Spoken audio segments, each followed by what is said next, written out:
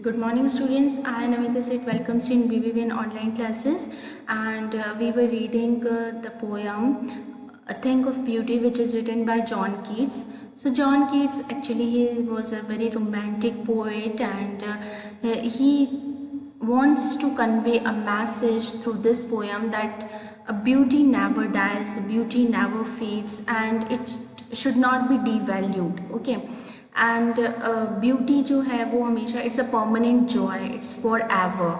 So when we are suffering from sorrows, or when we are actually going through the depressions, then actually this beauty helps us, comes to rescue all the things, and it just actually help us to get out from all such sorrowness and gloominess. Okay, so the thing is that कि जो John Keats हैं वो इस poem से ये कहना चाह रहे हैं कि जो भी हमारी लाइफ में जितने भी डिप्रेशंस हैं, जो दुख हैं, वो नेचर ने हमको इतनी ब्यूटीफुल थिंग्स प्रोवाइड की हैं कि वो जो ब्यूटी है उसको हम देखकर हमारी एक ही मोमेंट में, अगर हम जब उसे मेमोराइज भी करते हैं इवन, तो हमारा जो मूड है वो बिल्कुल चेंज हो जाता है, नेगेटिव से पॉजिटिव वाइब्स आ जाती है हम में, और कुछ आगे हमारे जो फ्यूचर प्लानिंग्स है उसमें हेल्प करता है. ठीक है, so let's see another stanza. And such are daffodils, with the green world they live in, and clear rills, that for some themselves a cooling covert make, gainst the hot season the mid-forest break, rich with a sprinkling of fair musk rose blooms. So daffodils, what are daffodils? Daffodils are the kind of flowers, बहुत सुंदर जो flowers होते हैं वो हैं. और clear reels, reels मतलब क्या होता है? रिवर्स, है ना, जो बहता हुआ पानी होता है. तो यहाँ पर पोइट ये कहना चाह रहा है कि ये सारी चीज़ें जो डैफोडिल्स हैं, जो रोज़ फ्लावर्स हैं, क्लियर रिल्स हैं, या ग्रीन जो इन्वायरमेंट है, वो क्या प्रोवाइड कर रहा है? वो हमें हैप्पीनेस प्रोवाइड कर रहा है. All these are the symbols of happiness. और against the hot season, gainst means against the hot season, यानी कि ऑब्वियसली हमारी अर्थ का टेम्परेचर भी काफ़ी हाई है, काफ़ी, और जो हॉट सीजन्स होते हैं, यानी कि जो गर्म हमारे जो सीज़न है उसमें जब ये लहराते हुए फूल हैं, जो ग्रीनरी है इन्वायरमेंट की, जो बहता हुआ ठंडा पानी है, ये ऑलरेडी क्या करती हैं? हमारे जो अर्थ है या जो हॉट सीज़न है उसको कूलनेस प्रोवाइड करती हैं. दैट मीन्स कि हमारे जितने भी, अगर इसमें क्लियर रिल्स, रिल्स मतलब क्या होता है? Pure thoughts in your mind, है ना, यानी कि जिस तरह से साफ पानी है, ठंडा जो पानी है, वो अर्थ को क्या प्रोवाइड कर रहा है? कूलनेस प्रोवाइड कर रहा है. इस तरह हमारे जो प्योर थॉट्स हैं वो हमारे माइंड में, जितने भी जो प्योर थॉट्स हैं वो हमें हेल्प करते हैं कि आगे अगर हम कोई भी मुसीबत फेस करते हैं, कोई भी सफरिंग्स, कोई भी ऑब्स्टिकल्स हमारी लाइफ में आते हैं, तो हम उसे किस तरह से बहुत शांति से टैकल कर सकते हैं, उसे सॉर्ट आउट कर सकते हैं.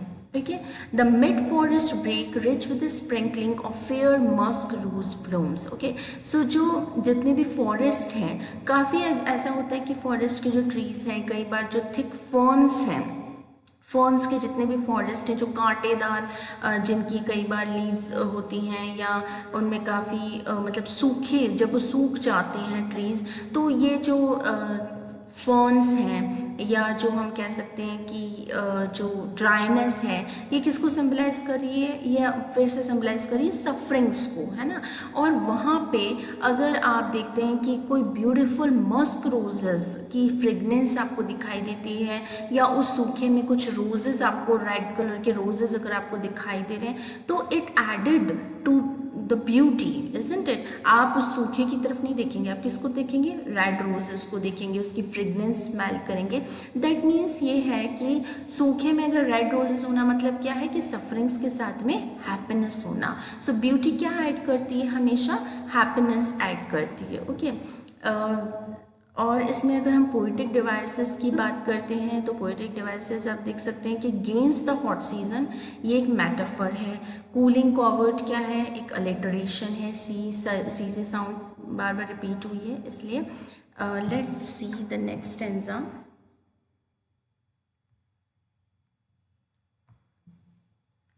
and such too is the grandeur of the dooms.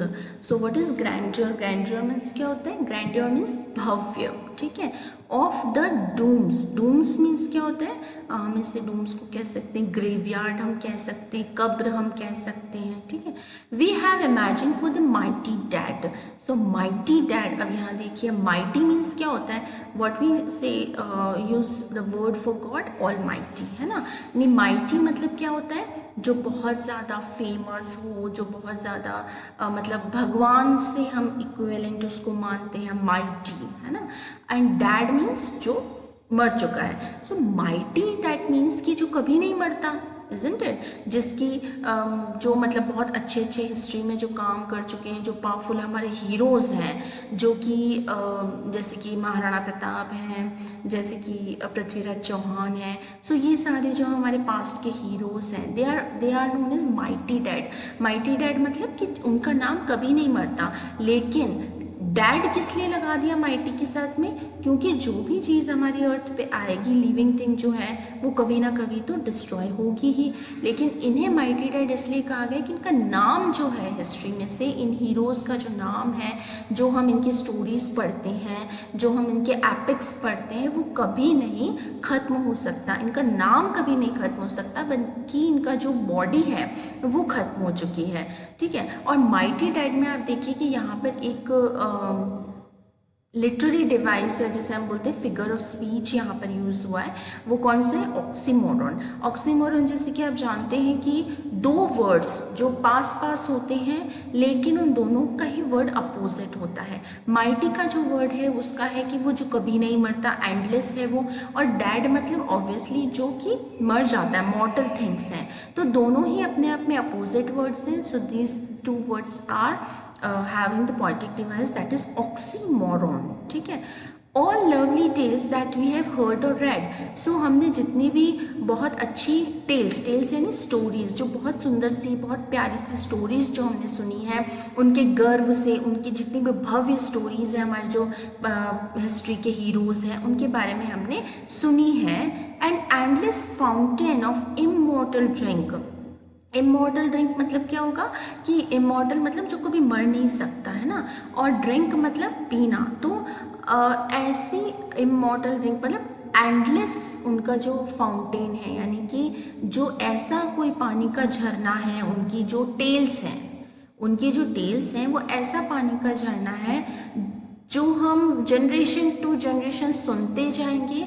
और उनकी जो हीरोइटिक एक्शंस हैं, उनकी जो मतलब रिलेटिव जो पावरफुल स्टोरीज़ हैं, जो हमें हमेशा इंस्पायर करती रहती हैं, वो कभी भी ख़त्म नहीं होंगी, ठीक है. उनका जो इफ़ेक्ट है हमारी लाइफ पे वो कभी भी ख़त्म नहीं होगा. आप ये देख सकते हैं कि काफ़ी जनरेशन से आपके जो प्रीवियस जनरेशन है, आपके मदर फादर, फिर आपके जो ग्रैंडफादर हैं, महाराणा प्रताप की स्टोरीज़, पृथ्वीराज चौहान की स्टोरीज़, कृष्ण की स्टोरीज़, राम की स्टोरीज़, उनका जो मतलब उनके बारे में जिस तरह से हमें बताया जाता है, जो सीख दी जाती है, महात्मा गांधी के बारे में हम पढ़ते हैं, तो ये सारी क्या है, एक इमॉर्टल स्टोरीज़ हैं जो कि हमें हर जनरेशन में इंस्पायर करती रहती हैं, जिनका इफ़ेक्ट कभी भी ख़त्म नहीं होता है. तो ये जो स्टोरीज़ हैं वो हमेशा हमें अफेक्ट करती रहेंगी. तो नेचर ने हमें ब्यूटी, थिंक ऑफ ब्यूटी का आप यहाँ सिर्फ related you can't relate to the nature only, कि माउंटेन्स हैं, ट्रीज़ हैं.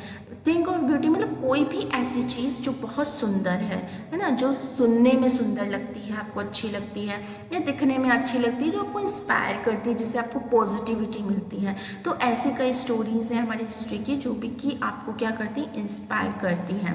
pouring unto us from the heavens brink, है ना. तो ये हमारे अंदर क्या करती हैं, एक इमेंस जॉय हमें भर देती हैं. And actually these things they fill the full positivity in us. मतलब कि आप इसमें ये नहीं कह सकते कि ये जो हीरोज़ की स्टोरी है ये पुरानी हो गई हैं या अब आपको अच्छी नहीं लगती हैं. हम ये नहीं कह सकते. हर एक जनरेशन में ये कहीं ना कहीं हमें बहुत ज़्यादा इम्प्रेस करती हैं. एंड हेवंस ब्रिंक, ब्रिंक मतलब क्या है कि ये हमें मतलब उस एज तक ले जाती हैं. हेवंस ब्रिंक, यानी जब हम इनकी स्टोरी सुनते हैं तो हम में एक प्योरिटी आ जाती है, हम में एक इंस्पिरेशन आ जाती है इनकी स्टोरी सुन के। तो ऐसा लगता है कि जैसे कि हमने शायद हेवंस मतलब बून है ना, यानी हम स्वर्ग की सैर कर रहे हैं। स्वर्ग की सैर करना मतलब क्या है? सच में स्वर्ग नहीं चले जाना, इसका मतलब किसी भी अच्छी चीज़ को महसूस करना, किसी भी पॉजिटिविटी को महसूस करना। तो हम ये जब भी इनकी Now let's see discuss about the poetic devices. We have discussed the poem, and we know that actually the main central idea of the poem is what, that the poet wants to convey a message that the beautiful things always gives you a permanent joy, and obviously life is full of joy and sorrows, but we often face some physical or some emotional pain, some failures also. But actually when we hear the lovely sounds, when we see the lovely things, it actually our sadness is lifted, or we actually are filled with the positive vibes. Okay, so this is the main central theme of the poem. Now let us discuss about some poetic devices. Poetic devices में सबसे हम पहले लेते हैं alliteration. Alliteration क्या होता है कि जहाँ पर आप फर्स्ट जो साउंड होती है वो बार बार रिपीट होती है. ओके, जैसे आप देख सकते हैं नोबल नेचर्स में, है ना, पैराग्राफ में आपको बार बार नहीं शो कर रही हूँ, मैं वर्ड्स बोल रही हूँ, आप प्लीज़ अपनी बुक में उसे टिक मार्क कर लीजिए, या फिर आप किसी में लिखना चाहते हैं तो लिख लीजिएगा. नोबल नेचर, न जो साउंड है वो रिपीट हो रहा है. देन कूलिंग कॉवर्ट, है ना, सी साउंड जो है वो रिपीट हो रहा है. Band to bind, B sound repeat हो रहा है. ठीक है, उसके बाद में हम ये देख सकते हैं एक और इसमें एनाफोरा. ठीक है, एनाफोरा क्या होता है? एनाफोरा पोइटिक डिवाइसेस वो होते हैं जिसमें कि आप देख सकते हैं it emphasis on a phrase and it adds a rhyme to a passage. ठीक है, it usually repeats the specific word, मतलब जो फर्स्ट वर्ड है ना कि फ्रेज का वो बार बार रिपीट होगा. ठीक है, या बिगिनिंग ऑफ द लाइन या पैसेज में जो फर्स्ट वर्ड होता है ना वो बार बार रिपीट होता है, तो उसे हम बोलते हैं एनाफोरा. तो एनाफोरा जैसे आप देख सकते हैं कि इसमें है of noble natures of gloomy days, of all the unhealthy and over darken ways. Of word repeat हुआ है, सेम दो लाइन है अलग अलग, उसमें ऑफ वर्ड रिपीट हुआ है, फर्स्ट बिगिनिंग में होना चाहिए वो. ठीक है, सो जो बिगिनिंग के जो वर्ड्स हैं वो जो बार बार लाइन्स में रिपीट होते हैं किसी भी पैसेज में, दैट इज़ एनाफोरा. तो मतलब पोयम को रिदमिक बनाने के लिए ये सब हम कर सकते हैं. ठीक है, एक होता है पोइटिक लाइसेंस, जैसे आई थिंक मैंने पहले भी अगर आपसे डिस्कस किया हो तो नहीं किया हो तो पोइटिक लाइसेंस में क्या होता है कि जैसे आपने कई बार ऐसे देखा होगा, जैसे जो राइटर है उसने अगेंस्ट की जगह क्या लिखा हुआ था, गेंस्ट लिखा हुआ था, ए उसने साइलेंट कर दिया. एक उसने ओवर डार्कंड में OVER नहीं लिखा, वहाँ पे भी उसने एक कॉमा लगा रखा है. तो दैट इज़ अ थिंग कि ये जो पोएम को या हम उनके स्टैंजास को राइम रिदमिक बनाने के लिए जो पोइट हैं उनको ऐसे राइट्स होते हैं कि वो कुछ वर्ड्स से कुछ हेरा फेरी कर सकते हैं, and that is known as poetic licence. Okay, यानी ये पोइट को इतना राइट दिया जाता है. उसके बाद हम देख सकते हैं एक होता है इन्वर्जन. ओके, इन्वर्जन मीन्स वही पोइटिक लाइसेंस जैसा ही होता है, सिमिलर थोड़ा. इन्वर्जन में क्या होता है, INVERSION. इन्वर्जन में क्या होता है कि जैसे कि हम जानते हैं ग्रामर में क्या रूल होता है, subject plus verb plus object, ये हमारा सेंटेंस का रूल होता है. लेकिन पोएम को वही रिदमिक बनाने के लिए, इंटरेस्टिंग बनाने के लिए, कहीं उनकी जो लय जो है वो ना टूटे, उसके कारण से क्या होता है कि जो पोइट हैं वो इस ग्रामेटिकल रूल से थोड़ी हेरा फेरी कर लेते हैं, that is known as inversion. जैसे कि इसमें है are we withering a flowery band to bind us to the earth. ठीक है, so are we withering a flowery band to bind us to the earth, इसमें कहीं भी आप देख सकते हैं कि ग्रामेटिकल वे में जो है क्वेश्चन पूछा जा रहा है, लेकिन एक्चुअली इसका जो सिस्टम है, यानी कि जैसे कि हम बोलते हैं इंट्रोगेटिव सेंटेंस का जो रूल है वो फॉलो नहीं किया जा रहा है. सो इसे हम इन्वर्जन बोलते हैं कि जहाँ पर जो पोइट है वो ग्रामेटिकल रूल्स जो है वो फॉलो नहीं करता है. ठीक है, एक और चीज़ मैं बताना चाह रही थी कि ऑक्सीमोरोन के साथ एक पोएटिक डिवाइस और आता है जिसे हम बोलते हैं एंटीथीसिस। ठीक है, ऑक्सीमोरोन मैंने आपको एग्जांपल दिया माइटी डैड, और माइटी डैड ऑब्वियसली क्या है, ऑक्सीमोरोन है, जिसमें mighty and dead, these both are what, opposite to each other. ठीक है, लेकिन आप देख सकते हैं कि एंटीथीसिस में क्या होता है कि उसमें आपको दो कॉन्ट्रास्टिंग आइडियाज़ मिलेंगे, मतलब उस सेंटेंस में कहीं पर भी ऐसा नहीं है। ऑक्सीमोरन में वो जो दोनों वर्ड्स होते हैं ना वो बिल्कुल बहुत पास पास होते हैं। ठीक है, जैसे लेबर्डीज हमने पढ़ा था, जैसे हम ये पढ़ रहे हैं माइटी डैड, तो ये सारे जो वर्ड्स होते हैं ना वो पास पास होते हैं ऑक्सीमोरन में। लेकिन एंटीथीसिस में जो कॉन्ट्रास्टिंग आइडियाज़ होते हैं वो आपको कहीं पर भी मिल जाएंगे उस सेंटेंस में। ऐसा नहीं कि वो दोनों वर्ड पास पास होने चाहिए, वो कहीं पर भी वो आपको उस सेंटेंस में मिल सकते हैं। ठीक है, तो वो कॉन्ट्रास्टिंग आइडियाज़ होते हैं, वो वर्ड्स नहीं होते। जैसे उसमें जैसे आप देख सकते हैं इसमें है ट्रीज ओल्ड एंड यंग। ठीक है, सो ओल्ड एंड यंग क्या है, old and young both are what, different ideas. एक बुढ़ापा शो कर रहा है, एक यंगनेस शो कर रहा है। ठीक है, सो ये कॉन्ट्रास्टिंग आइडियाज़ हैं। ओके, और एक होता है कॉन्ट्रास्टिंग अपोजिट वर्ड्स होना। वैसे तो old and young these are also what, oxymoron भी आप इसे कह सकते हैं, लेकिन आइडियाज़ यहाँ पे ट्रीज़ क्या है, कुछ ट्रीज़ यंग है, कुछ ट्रीज़ ओल्ड है। ठीक है, तो यहाँ पर इन्होंने एंटीथीसिस यूज़ में लिया, it is not perfectly oxymoron. Okay, then we are having metaphor. Metaphor poetic devices है हमारे पास में। मेटाफर में जो कंपैरिजंस हैं they are done without using the words like and as. तो उसमें हम देख सकते हैं कि बॉवर क्वाइट इसमें दे रखा है। बॉवर क्वाइट मतलब शेडी जो पार्ट है गार्डन का, उसे उन्होंने उसी से कंपेयर कर लिया है, मतलब गार्डन के जो शेड देने वाला पार्ट है उसे बॉवर क्वाइट बोल दिया है। स्वीट ड्रीम्स है, जो हैप्पी ड्रीम्स होते हैं, ड्रीम्स कभी स्वीट कैसे हो सकते हैं, हैप्पी ड्रीम्स बोलते हैं हम। ठीक है, स्वीट ड्रीम्स बोलते हैं ना, तो मीठे सपने देखना, तो सपने तो मीठे नहीं होते, सपने हैप्पी होते हैं। तो this is a metaphor that we always use, है ना। सो स्वीट ड्रीम्स का मतलब ही क्या होता है, happy dreams. Okay, then wreathing a flowery band। wreathing a flowering band का इसका मतलब that is connecting to a nature, nature से उन्होंने कनेक्ट किया है।